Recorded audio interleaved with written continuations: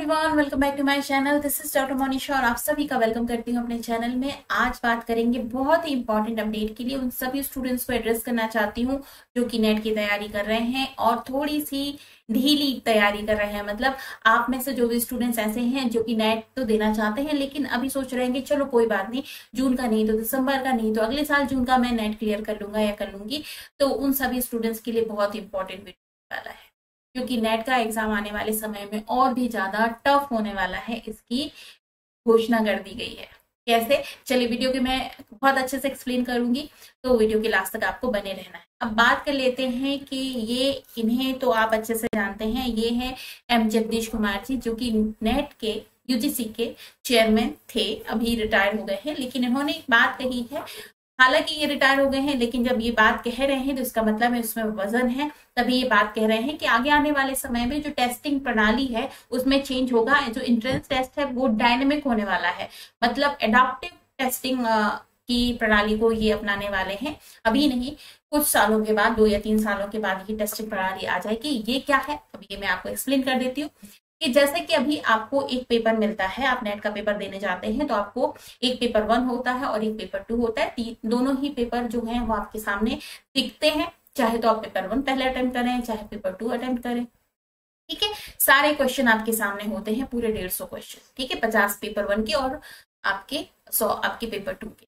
लेकिन अब ये जो नई टेस्टिंग प्रणाली ये कह रहे हैं लागू करेंगे, इसमें क्या होगा कि हर एक स्टूडेंट के लिए एक यूनिक पेपर होगा। यूनिक पेपर होगा इन द सेंस कि अगर आप, जैसे आपके स्टूडेंट हैं और आपका रोल नंबर ए है, ठीक है, आपके सामने एक क्वेश्चन आया, आपने अटेम्प्ट किया, सही कर दिया। दूसरा क्वेश्चन आया, अटेम्प्ट किया, सही कर दिया। ऐसे आपने लगातार 4 या 5 क्वेश्चन सही कर दिए, तो अब उसे ये समझ आएगा कि आपका जो डिफिकल्टी हैंडल करने का लेवल है वो हाई है और अब आपके सामने ज्यादा टफ क्वेश्चंस लाए जाएंगे। अगर आप उनका भी आंसर कर देते हैं तो और भी ज्यादा टफ क्वेश्चन लाए जाएंगे, अगर आप उनका भी आंसर कर देते हैं तो और टफेस्ट क्वेश्चंस आपके सामने लाए जाएंगे। मतलब अगर आप स्टूडेंट ए हैं तो आपका पेपर स्टूडेंट बी से बिल्कुल अलग होगा। अभी क्या होता है कि अगर आप जाते हैं तो एक शिफ्ट के सारे स्टूडेंट्स को एक ही पेपर देखने को मिलता है, लेकिन ऐसे में हर एक स्टूडेंट्स के लिए यूनिक पेपर होगा। ठीक है, अगर बाई चांस आप लगातार 3-4 क्वेश्चन आंसर्स गलत कर देते हैं तो फिर ये बात क्लियर होगी कि भाई आपका लेवल थोड़ा सा हल्का है, इसलिए आपको थोड़े इजी क्वेश्चंस दिए जाए। ठीक है ना, तो ये ऐसी बात इन्होंने कही है एम जगदीश कुमार जी ने, तो इसको हम सीरियसली लेंगे क्योंकि अभी तो ये रिटायर हो गए हैं लेकिन हो सकता है कि ये बात अभी नहीं, आने वाले जो चेयरमैन होंगे तो वो जो भी चेयरपर्सन आने वाले टाइम पे हैं वो लागू कर दे। ठीक है, क्योंकि कोई इतना बड़ा बंदा ऐसी ही कोई बात नहीं कहेगा। तो अगर ये प्रणाली लागू हो जाती है तो ये बात मान के चलिए कि नेट का एग्जाम क्लियर करना बहुत टफ हो जाएगा, बहुत टफ हो जाएगा क्योंकि कंपटीशन लगातार बढ़ रहा है।